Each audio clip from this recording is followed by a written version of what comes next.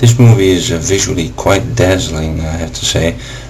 It contains a lot of amazing fight scenes and a lot of CGI that is maybe not picture perfect, but still pretty fucking good. Um, but my problem with this movie is that there's absolutely no tension, no, you also don't know anything about the characters other than that they're very good at fighting, apparently. And I was a bit surprised about that because the director of this movie, Chen Kaige, made a very good movie about the Cultural Revolution back in the 90s called Farewell My Concubine.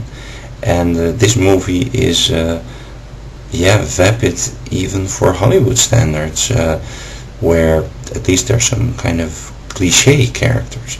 So I was pretty disappointed in this movie. I didn't like it at all, and I wouldn't recommend you to go and see it because it's not that good. That's my opinion.